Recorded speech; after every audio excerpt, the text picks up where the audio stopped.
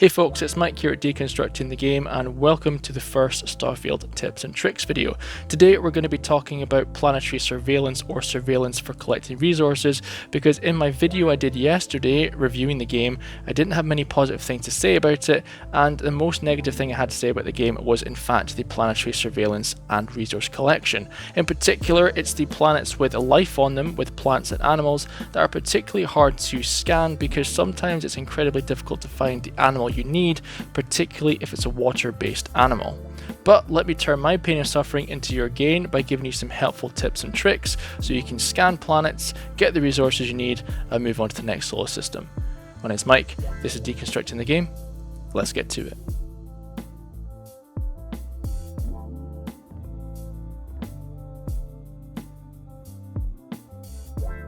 Okay folks, so when it comes down to surveying a planet, the first thing you're going to want to do is fly to its orbit.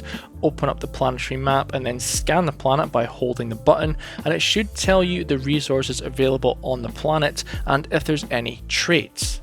By showing the resources, it'll also cover the globe in certain colours corresponding to that particular resource or element, so if you're finding it difficult to find one, you can always come out and land a different colour, making it easier to find. Moons are relatively easy to find all the resources on the first landing. It's usually the planets that have life on which is a bit tricky, but we'll get to that in a minute. If you're an OCD explorer like I am, you'll probably want to complete a few solar systems, particularly the ones that are closest to home. Once you've scanned the planet and you know exactly the resources you're looking for, it's time to land your ship and take out the hand scanner. Now, there's two ways that resources are shown in this game, and one of them is coloured patches on the ground. Some patches will be gold, some will be green, some will be blue. It all depends on the corresponding colour of the periodic table. The second way these resources are shown are like raw minerals or mineral veins sticking out of rocks. Now when you go past these with your scanner activated, it'll highlight them blue, but if you've already scanned them, it'll highlight them green. This makes it easier to differentiate between the two at a distance. The easiest way to find these raw-like minerals is to look for the small rocky outcrops that don't conform to the normal features of the map. Particularly easy to spot in icy planets where all of them are like icebergs and stuff. You'll have these dark rocks and patches of rocks. Look around them and scan around them, because more often than not you're going to find the minerals there, and they're easier to find there than they are just looking at the ground for a patch or a coloured spot of resource. Some will come in the form of gas vents as well, particularly helium. You'll see that venting, but there are hazardous vents as well that will damage you, so just make sure you have your scanner active to make sure it's a resource worth collecting, because otherwise you're going to get lung damage. You're going to have to use some antibiotics to cure this before moving on to the next planet, or you'll die slowly. This is where suit protection comes in pretty handy, and you're going to find that on extreme environments you're going to find that the suit protection erodes away fairly quickly, leaving you susceptible to things like gas inhalation and burns. But most of the time, if you avoid these things, you're going to be absolutely fine.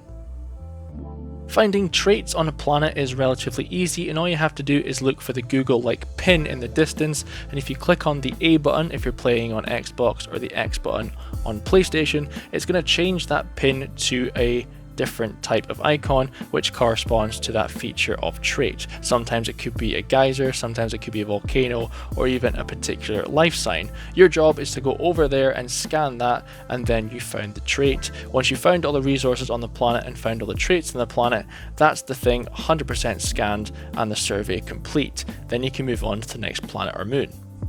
The same principle applies for scanning planets with life on them, so you'll have plants and animals to scan, and you'll have to scan these about 6 or 7 times in order to get that scan 100% complete for a particular species. So this will be the same for plants and animals. You'll have to scan them about 6 or 7 times before that particular plant is scanned and completed, and then you can find the next one. If you're looking for aquatic animals like I was on the planet Gagarin, this is going to give you a massive headache, because apparently the spawn rate for these isn't the same as other animals. You see, I found many bodies of water on Gagarin, but many of them didn't have any fish in them, and when I did find the fish, there weren't enough. So I had to fast travel to and from my ship to try and trick the game into spawning new animals for me to scan. This was a massive headache, and this is where the obnoxiousness of this scanning system comes in, because I really felt like the game was trolling me to the point of insanity. So if you find yourself in a situation where you're looking for just one particular animal, the best thing I can suggest is looking back at the planetary map and looking at the different biomes. When you hover over a particular area or click on that area to land, it will tell you the type of area it is. It might be a rocky desert, it could be a wetland, it could be a marsh, it could be an icy flat plain. It will tell you a percentage of what you need to collect there. So if you've got 100% of all the activities there, like all the rocks and all the animals, it'll say 100%. If you go to another area, it might have 85%, meaning there's an animal there that can only be surveyed in that area. It's worth noting that there are predatory animals and herbivores, but most of them will try and attack you if you get too close. In the early stages of the game, these animals aren't too hard to tackle, and your companion will take them out in a couple of shots.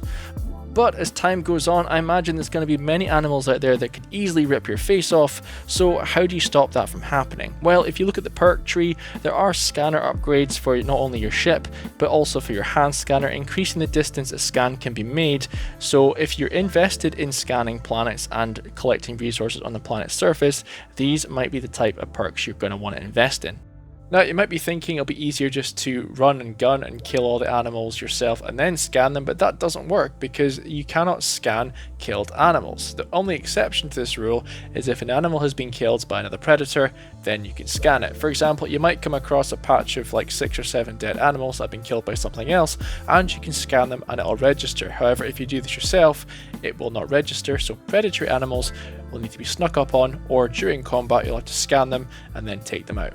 Monetary wise, scanning planets isn't very lucrative unless you scan a lot and sell them to the right person. Without going into too much detail, there's one particular person that wants these survey data and you can sell it to them for a bit of money, but they do run out of money very quickly, so you might have to travel to a planet, do some missions and then go back to them in order to get your money's worth, because you only have about 20,000 credits worth at any given time, and if you have enough survey data, this can rack up quite a pretty penny, but it's also very time consuming, so bear that in mind. So hopefully that's brief enough and informative enough for you, and if you have any problems with collecting resources in Starfield, hit me up in the comments below and I'll try and make your life that little bit easier. My name's Mike, this is Deconstructing the Game, and as always, I'll catch you later.